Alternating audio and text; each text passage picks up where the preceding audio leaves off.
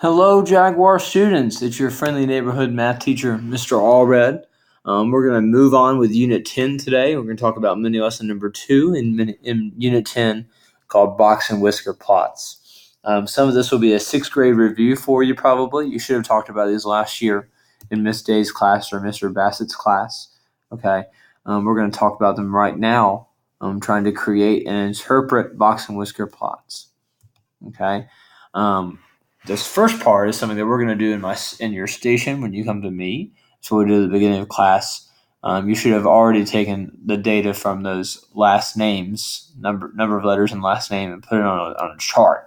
What we're going to do together later is we're going to make a box and whisker plot out of it. We can't make a box and whisker plot with the numbers until we figure out what in the world it is. Okay, box and whisker plots are great for any set of numerical data. What it is, a box and whisker plot is a graph that presents information from a 5-number summary in it. Okay, they help us to simplify big data sets. They also help us to determine if there are any outliers in a set of data or compare 2 or more sets of data. Again, an outlier is a number that is much bigger or smaller than other numbers in a set. Okay, so all a box and whisker plot does for us is it helps us to simplify a data set. It's easy to look at once you figure out what you're looking at. I'm going to use 5 different numbers from the data set to draw the box and the whiskers and the dots. Okay, what it uses is a 5-number summary. Okay, the 5 numbers that it uses are what we call the lower extreme, the lower quartile, the median, the upper quartile, and the upper extreme. You might end up with a box and whisker plot just like this one once you're done with all those different numbers. I'll tell you what they are. The lower extreme, if you have a set of data, is always the smallest number in the set.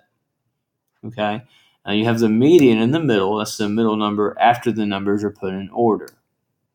Okay, the upper extreme is the biggest number in a data set. And so far, I've given you 3 of the 5 things.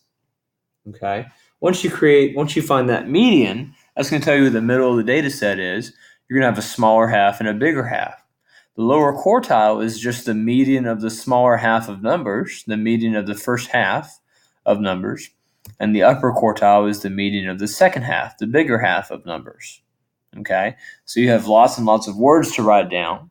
Please write all those words down: lower extreme, lower quartile, median, upper quartile, and upper extreme. Okay, Edpuzzle is going to ask you about a couple of them. It's going to see if you remember them.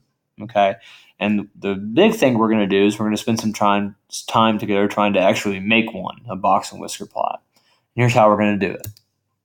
Okay, we're going to talk about the median, why they're important. The median is the middle of the data set after it's all put in order. What it will do for you is it will separate the data into 2 equal parts. Then the quartiles will separate the data into 4 equal parts, and each quartile will represent 25% of the data set, of all the numbers. Okay? Once you have that, those quartiles, you're going to have what we call the interquartile range. Now, what in the world is that? The interquartile range is what we call the IQR, and it's the difference, the subtraction, between the upper quartile number and the lower quartile number. Okay? It's really, really helpful because it represents 50% of the data set, about 1/2 of the data set, the middle half of it. Okay? In the box and whisker plot, the IQR is the whole length of the box. Okay? But Mr. Allred, you've got all these words up here, dude. I don't know what in the world they mean. That's great, students. We're about to actually make a box and whisker plot, a stinking box and whisker plot. I think that'll help you to understand what all those different words mean. Okay? Here's the only example I'm going to do for you. I got math test scores. I want you to put them in order. That's what I'm going to do. I put them in order. 65, 65, 70, 75, 80, 80, 85, 90, 95, 100. Okay? Using that data, I'm going to calculate the 5-number summary. I'm going to start with the median. And what I'm going to do is I'm going to cross out a bunch of numbers until I get to the middle. I'm going to cross out the bookends. Then I'm going to cross out another 2 set of numbers. Cross out another 2 set of numbers. Cross out another 2 set of numbers. And what I'm left with is 2 numbers right there in the middle. You learn from mini lesson 1 that when I have 2 numbers in the middle, I add them up and divide by 2. 80 plus 80 is 160. Half of 160 is 80. The median of that data set is 80. Okay? Then what I've got two different halves of numbers. Oh gosh. What did I do? Oh gosh. Sorry about that. Now I've got two different halves of numbers. I'm going to find the lower quartile by looking at this first half of numbers, 65 through the first 80 right here. And I'm going to find the median, again, of those numbers. I'm going to cross out 65 and 80 and 75 and 65. The lower quartile number is 70. That's the middle of the first half of numbers. The upper quartile is going to be the middle of the second half of numbers. I'm going to use a red pencil this time. Look at me go. That's right. I'm living large. Okay. And then I'm going to cross out some numbers until I find the middle. Cross out 80 and 100. Cross out 95 and 85. In the middle, you have a 90. 90 is the upper quartile. Okay. The extremes are supposed to be the easy part. Okay. The lower extreme is 65, and the upper extreme is 100. Okay. Now, I want you, okay, to draw dots above this number line to represent those 5 number summaries. Okay. You're going to put a 80 somewhere in the middle. Okay. I'm going to put 65 down here as the lower extreme. Oh gosh, 65 is not 56. They're not the same thing. I'm going to put 100 up here. 100, 95, 90. Here, we might need to move some of these numbers around a little bit. 80, 85, 90, 95, 100. I'm going to put a 90 right here for my upper quartile.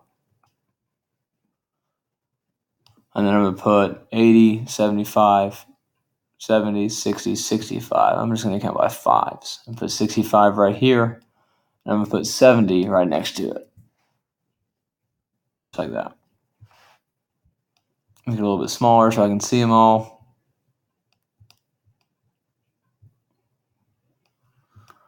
I hope you're trying to follow along. I apologize for that. Okay, now I got my different sets of numbers. They're all listed out now right above this chart.